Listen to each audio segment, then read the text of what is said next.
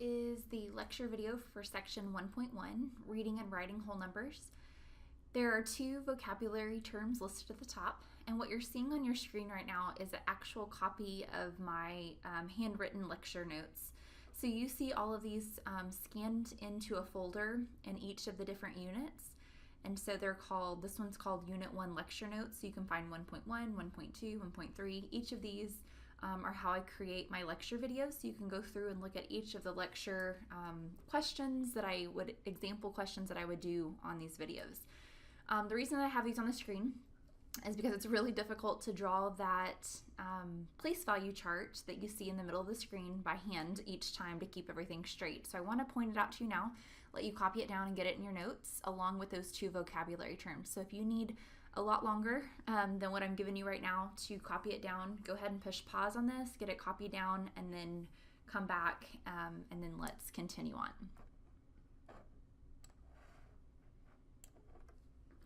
All right, so I'm going to flip back and forth between looking at that place value chart and talking through examples. The chart that you saw is basically showing you the most commonly used place values. We use place value charts to determine what number is in a certain place. So let me give you a couple of examples here. Not working for me here. All right, first number would be the 2 and the 8, 28. So when we write these into that place value chart that you see, okay, all those different lines are separating out all the different numbers. These numbers here are going to go into the far right side of the chart. So when I write this in, you're going to have a 2 and an 8. We put them all the way flush with the right side to be able to get this.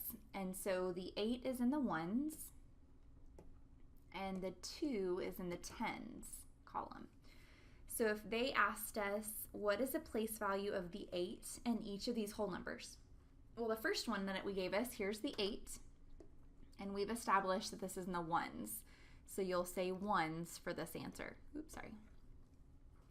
What if they gave us another number, and this number is 8, 5? Well, we're going to do the same thing. We're going to go through and we're going to erase those numbers and plug in our 8 and our 5, with both numbers being as far to this right side as we possibly can, not leaving any of these blanks right here. And so we're still looking for what number is, or what place value is the 8 in, and so we put in the 8 and the 5 in, and we see that the 8 is in the tens place value. The last one that I'm going to do for example for this is 8, 6, 9. We're going to erase these and plug it in here, and we're going to have 8, 6, and 9. Again, they're asking us about the 8, so what place value is that? If you're not sure, you could go back and you could grab that place value chart again, and you would see that the ones, tens, and that next column is hundreds. So we would be looking, oops, sorry. We would be looking at hundreds here. And so that would be our answer for this one. Okay, let's move on.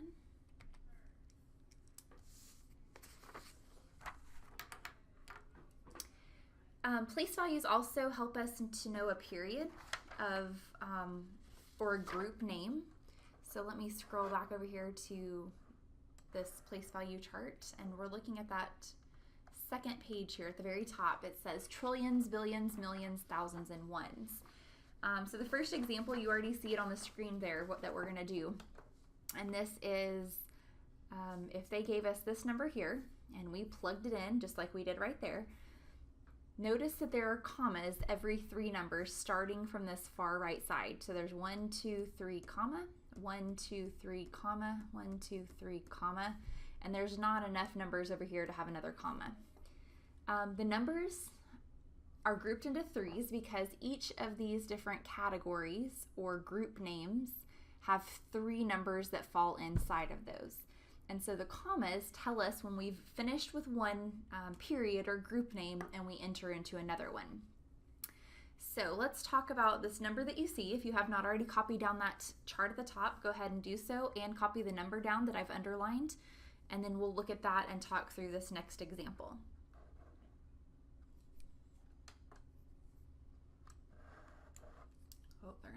erase everything on here.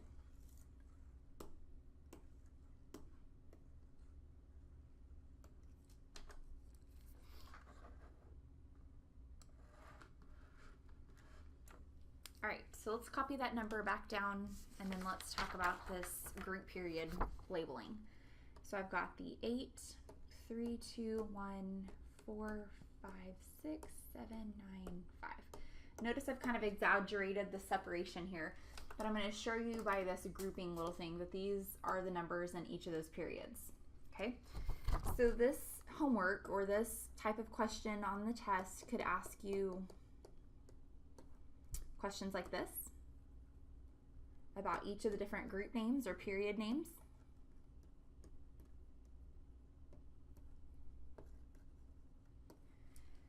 And what it's wanting is what numbers fit into those categories or into those group periods. So for the ones, it's 7, 9, and 5 because this is the ones period name.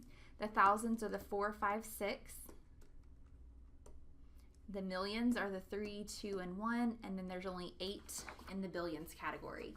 So when we're talking about it like this, we're talking by these big, broad topics, not by a single place value within a certain period. Okay, so be careful when you're looking at those instructions, what they're actually asking you for.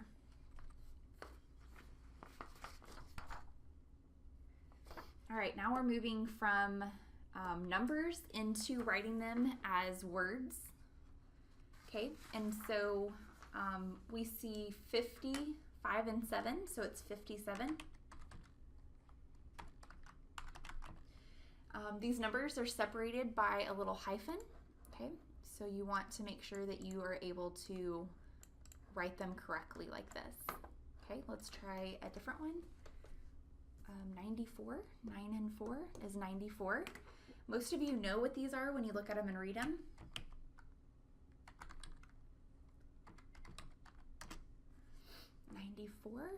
I work on putting the hyphen between them, making sure that the 9 is, they're in corresponding place values. The simple numbers are the small ones, but it's when we get into those bigger numbers that have different period names involved is when this gets a little harder. So let's look at this one. That is 874. 874. We don't say 874. The and tells us that we're talking about a decimal number, and we're not dealing with any decimals in this class so far.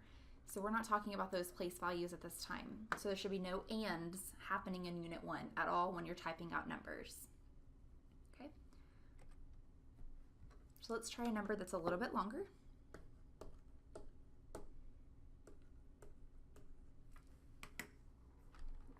All right, so we see 725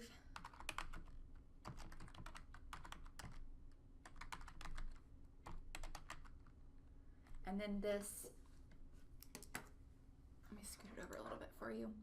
The comma there is going to tell us that we need to write a period name.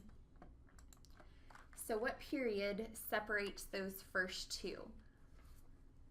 So that would have been the second page of your notes. We have the ones period name or the group name, and then we have thousands. So that's 725,000.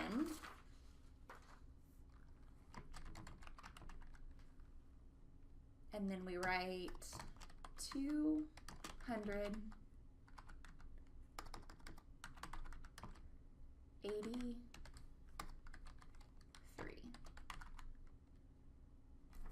So that should be our answer for this one.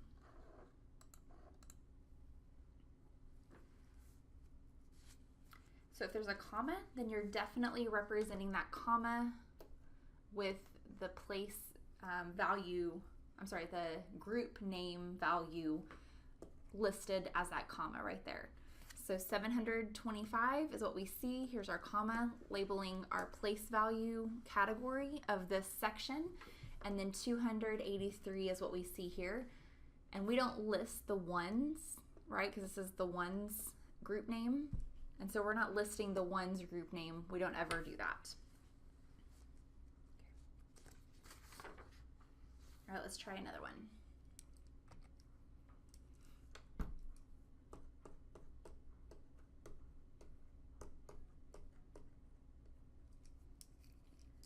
All right, so we're going to group it off.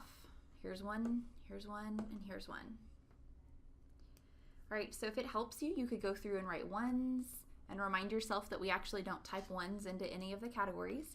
The second one is your thousands. And so we'll write thousands in our word when we come to that comma. And then the last one is millions. And we'll write millions in our word when we get to that comma. So if we start typing this out, we would have 111. Remember, it's not 111, it's just 111 million, because now we're at that comma. 356. Oops.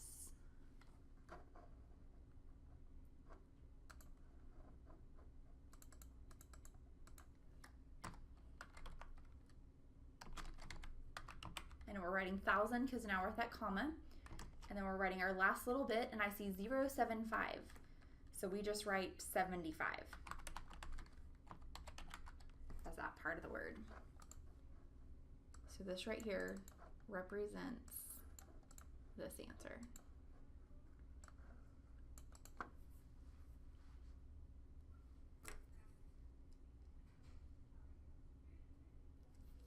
Okay.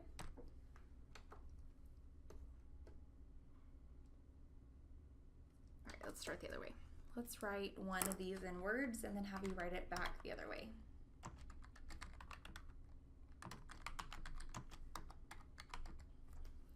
All right, 6,022.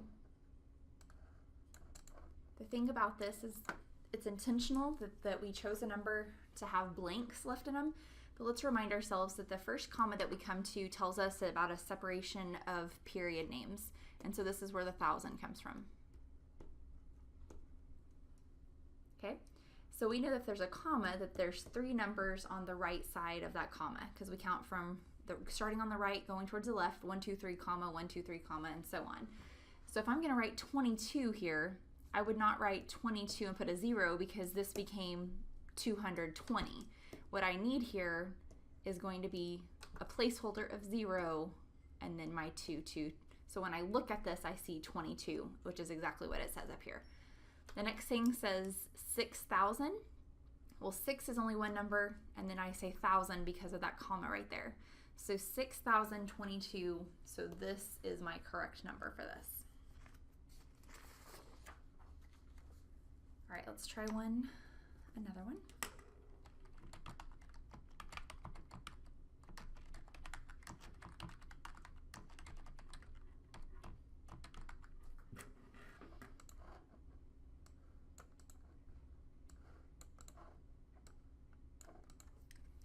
$9,559,000. All right, so we have 1, 2, 3, comma, and then 1, 2, 3, comma, and then 1. How do I know that? Because I see million, and I know that this is the ones, this is the thousands, and this is the millions. So if I have 9 million, there's my 9. 559. There is no label after this one. See, there's million here. There's no label down here, which tells me that this group goes in the ones category or the ones group because we don't list a category name or a group name after if it's in the ones category. So I know that I have 559. So if we don't have anything here to represent my thousands, my zeros are going to go in. So here's my 9 million, no thousand, 559 ones. So this is how you would write this answer. So there's a lot of steps, a lot of thought that goes into these types of problems. Draw out your blanks, separate them by categories using your commas, and try to fill in what you know you have, and then read it back to make sure that it actually is correct.